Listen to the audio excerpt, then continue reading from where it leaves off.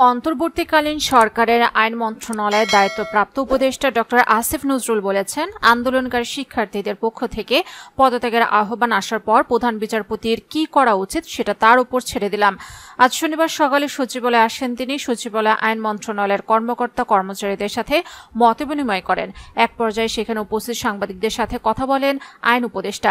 তখন সাংবাদিকদের প্রশ্নে প্রধান বিচারপতির পদত্যাগ দাবির প্রসঙ্গ ওঠে। আসিফ নজরুল বলেন, এখনো সুপ্রিম কোর্টে যে প্রধান বিচারপতি রয়েছেন তিনি একটি ফুল কোর্ট মিটিং ডেকেছিলেন।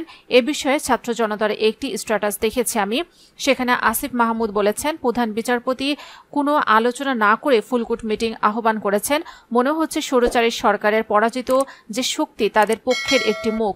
আমাদের প্রধান বিচারপতি অত্যন্ত শ্রদ্ধেয়, কিন্তু তার কিছু ব্যাপারে তো অবশ্যই প্রশ্ন ছিল।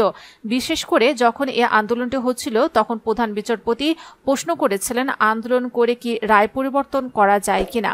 এটা মানুষ ভালোভাবে নেয়নি। তিনি বলেন, আরেকটি বিষয় ছিল খুবই দুঃখজনক। তিনি প্রধান বিচারপতি হওয়ার পর ছাত্রলীগের কাছ থেকে ফুলের শুভেচ্ছা নিয়েছিলেন। এটা আমার কাছে মনে হয়েছে আচরণবিধি লঙ্ঘন। এটা খুব ভালো একটা ইমপ্রেশন দেয় না। ডিবি প্রধান হারুনকে নিয়ে নানা প্রশ্ন রয়েছে। প্রধান বিচারপতি তার কাছ থেকেও স্বর্ণের তরবারি উপহার নিয়েছিলেন। প্রধান বিচারপতির পদত্যাগ ইস্যুতে তিনি আরও বলেন, ছাত্র জনতার আন্দোলনের মুখে এতদিন ক্ষমতায় থাকা শক্তিশালী নির্মম সরকারের প্রধানকে পালিয়ে যেতে হয়েছে। ওইরকম একটা জায়গা থেকে চাপ আশা বা প্রত্যাশা ব্যক্ত করার পর প্রধান বিচারপতির কি করা উচিত সেটা তার উপরই ছেড়ে দিলাম।